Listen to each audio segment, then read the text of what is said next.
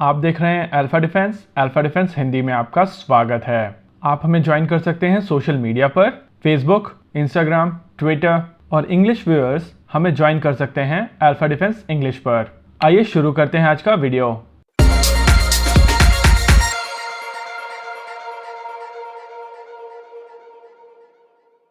आज के इस वीडियो में हम लोग बात करेंगे भारतीय नौसेना के एक सीक्रेट बेस के बारे में। इस वीडियो को स्टार्ट करने से पहले एक एंटीसिपेटेड क्वेश्चन का आंसर हम लोग पहले देते चलते हैं। जब भी किसी सीक्रेट प्रोजेक्ट या सीक्रेट बेस के बारे में हम लोग कोई वीडियो करते हैं तो एक टिपिकल क्वेश्चन आता है कि आपको इसके बारे में कैसे पता, और अगर आपको इसके बारे में पता है तो ये सीक्रेट कैसे है। जिस बेस के बारे में हम लोग अभी बात करने वाले हैं, इसको डेवलप करने के लिए इंडिया और मॉरिशस के बीच में साल 2015 में करार हुआ था। और जिस तरीके का ये अग्रीमेंट था उससे ये समझ में आ रहा था कि यहाँ पर इंडिया की एक छोटी सी प्रेजेंस होगी, लेकिन एक ऑस्ट्रेलियन थिंक टैंक के सौजन्य से कुछ इन्फॉर्मेशन निकल कर आई है और इस इन्फॉर्मेशन के हिसाब से यहाँ पर एक फुल फ्लेज बेस बनाया जा रहा है। इंटरेस्टिंग चीज ये है कि इस बेस को लेकर काफी ज्यादा काम हो चुका है, और अगर आप अभी गूगल अर्थ पर जाकर देखेंगे तो आपको समझ में आएगा कि यहाँ पर एक पोर्ट और एयर स्ट्रिप ऑलरेडी बन चुकी है। जिस जगह के बारे में हम लोग बात कर रहे हैं ये जगह है आगालीगा। ये एक मॉरिशस का आइलैंड है जिसको डेवलप करने के लिए मॉरिशस और इंडिया ने साल 2015 में सागर स्कीम के तहत एक कॉन्ट्रैक्ट साइन किया था। सागर का मतलब है security and growth for all in region, और इस प्लान के तहत भारत इंडियन ओशन रीजन में हर देश के साथ में एंगेज कर रहा है। कुछ ऐसा ही एंगेजमेंट सीशेल्स के साथ में अजम्पशन आइलैंड्स को लेकर है।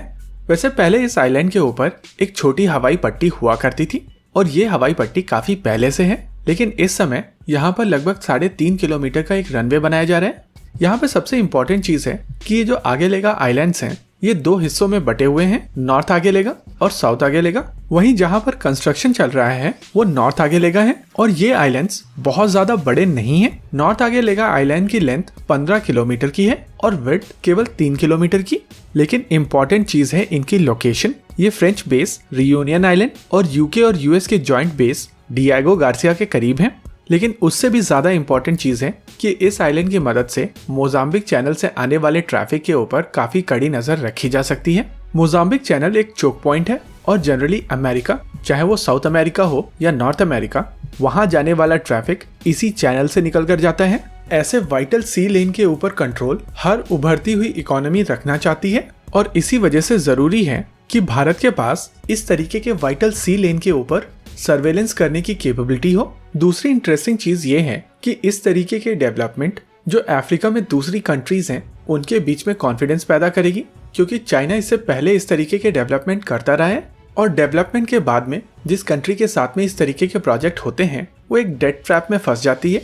लेकिन भारत के केस में अगर एक सस्टेनेबल डेवलपमेंट प्रोसेस आएगा निकलकर तो दूसरी कंट्रीज के बीच में कॉन्फिडेंस आएगा, और ये प्रोजेक्ट भारत के लिए अफ्रीका में स्प्रिंग बोर्ड का काम कर सकता है। अफ्रीका एक कंज्यूमर मार्केट है और अफ्रीका में चाइना को टक्कर देनी जरूरी है, क्योंकि जिस तरीके से चाइना अफ्रीका में ग्रो कर रहा है आने वाले कुछ समय में ऑलमोस्ट सभी अफ्रीकन कंट्रीज उस डेट ट्रैप में फंस जाएंगी। Back to the island. अगर इस आइलैंड को ध्यान से देखा जाए तो यहाँ पर जो पहले छोटी हवाई पट्टी थी उसके बगल में एक बड़ी हवाई पट्टी बनाई गई है, और इस हवाई पट्टी से यानी कि रनवे से Boeing P-8I Neptune aircraft take off और लैंड कर सकते हैं। ये लॉन्ग रेंज सर्वेलेंस एयरक्राफ्ट काफी बड़े इलाके के ऊपर नजर रख सकते हैं, और इन एयरक्राफ्ट की मदद से इस इलाके में जितना भी ट्रैफिक है उसके ऊपर काफी पैनी नजर भारत रख सकता है।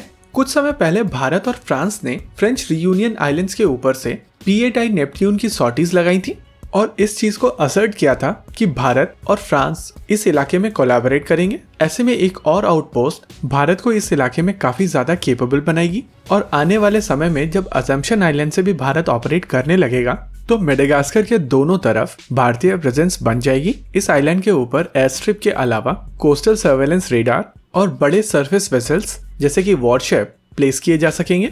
अगर इस आइलैंड को ध्यान से देखा जाए तो जो नई फैसिलिटी बनाई जा रही है उसमें लगभग 400 लोगों के रहने की जगह है। फिलहाल के लिए यहाँ पर कंस्ट्रक्शन वर्कर्स रह रहे हैं, लेकिन आने वाले समय में जब यहाँ पर coastal surveillance radar, maritime patrol vessels, aircrafts, drones और दूसरी चीज डिप्लॉय की जाएंगी तो इनको ऑपरेट करने वाले ऑपरेटर्स इन्हीं फैसिलिटीज में रह सकेंगे।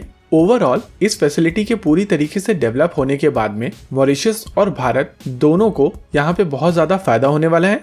United states of America, Japan, France, और दूसरे कई कंट्रीज के साथ में भारत ने अभी लॉजिस्टिकल एग्रीमेंट किए हैं। ऑस्ट्रेलिया के साथ भी एक सिमिलर एग्रीमेंट किया गया है और इस तरीके के एग्रीमेंट्स के वजह से इंडियन नेवी को काफी ज्यादा रियल टाइम डेटा मिल रहे हैं और इस तरीके की इंटेलिजेंस ऑपरेशनली भारतीय नौसेना को काफी ज्यादा कैपेबिलिटी प्रदान करेगी। अब बस इंतजार है इस आइलैंड के ऊपर भारतीय नौसेना के P-8I नेपट्यून और डॉनियर रिकॉनेसेंस एयरक्राफ्ट के डिप्लॉयमेंट का। इसी के साथ आज के इस वीडियो में रखते हैं केवल इतना ही। आपको क्या लगता है बताइए हमें कमेंट सेक्शन में। आगे आप कौन सा वीडियो देखना चाहते हैं बताइए हमें कमेंट सेक्शन में। वीडियो को अंत तक देखने के लिए धन्यवाद। अगर आपको वीडियो पसंद आया हो तो आप इसे अपने दोस्तों के साथ जरूर शेयर करें और अगर नहीं पसंद आया तो बताइए हमें कमेंट सेक्शन में आखिर क्यों। देखते रहिए अल्फा डिफेंस। धन्यवाद। जय हिंद।